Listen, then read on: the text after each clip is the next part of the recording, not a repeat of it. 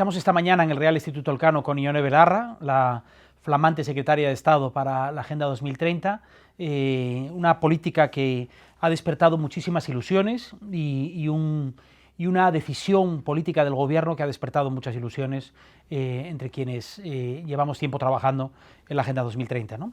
Así que, Ione, sí me gustaría hacerte una pregunta que está relacionada con las expectativas que la ciudadanía tiene con respecto a esta agenda, ¿no? Hasta ahora la Agenda 2030, incluso en este último año donde se ha hablado tanto de ella, ha sido un estupendo ejercicio de retórica política, de pedagogía pública, pero todavía no hemos aterrizado en esto en algo que la ciudadanía reconozca de manera tangible, ¿no?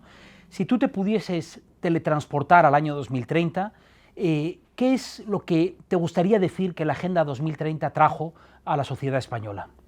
Bueno, tengo que decir que estoy de acuerdo contigo y que creo que ahora es el momento en el que la gente nos está reclamando que pasemos de una vez por todas de las palabras a los hechos, de que realmente pongamos en marcha todo eso que queda tan bonito en un papel en políticas concretas, ¿no?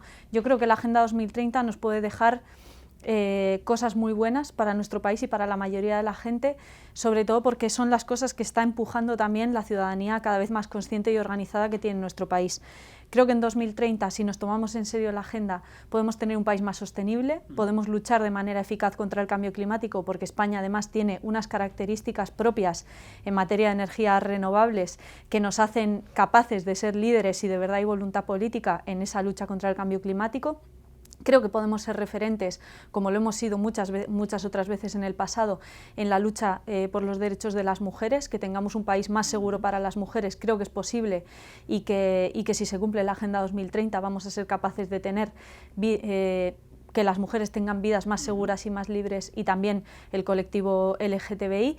Y por último, que creo que es uno de los retos más importantes, es que en España haya empleos decentes, que no tengamos vidas tan precarias. Eso pasa por la parte más privada, personal de la vida de la gente, y también por el trabajo, porque tengamos trabajos que sean seguros y decentes.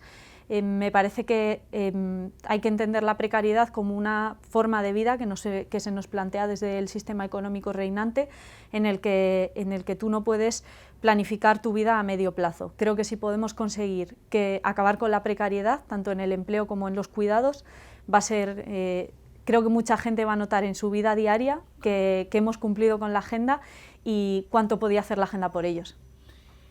Déjame pasar a la agenda internacional, ya que estamos en el Real Instituto Elcano.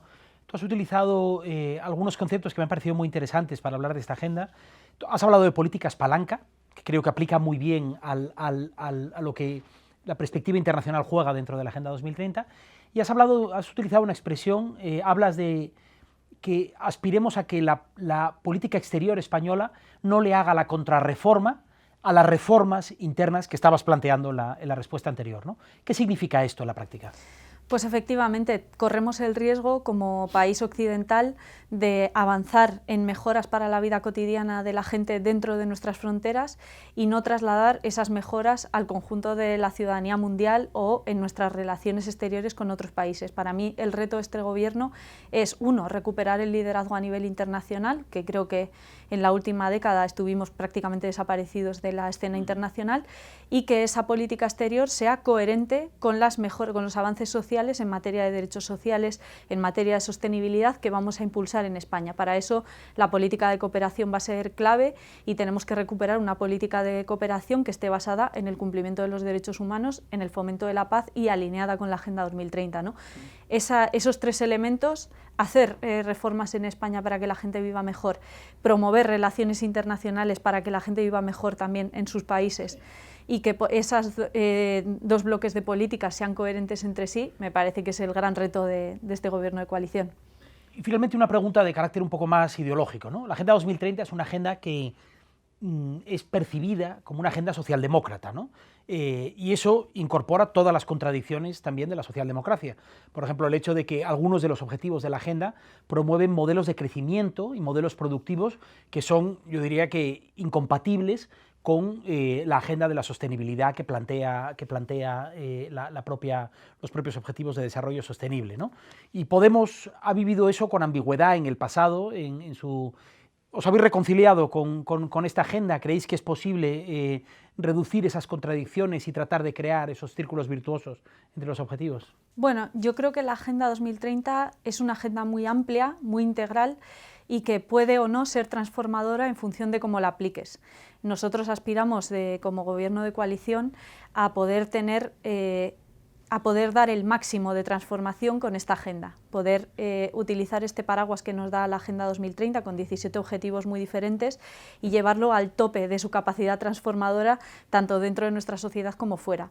Así que yo creo que la Agenda 2030, precisamente por ser amplia, precisamente por tener la capacidad de generar amplios consensos, por poder aunar actores muy diferentes, es una herramienta muy útil, porque solo generando grandes consensos vamos a poder avanzar en los grandes retos, el cambio climático, la igualdad entre hombres y mujeres. Solo si está ahí el sector privado, la sociedad civil, las universidades, vamos a poder avanzar.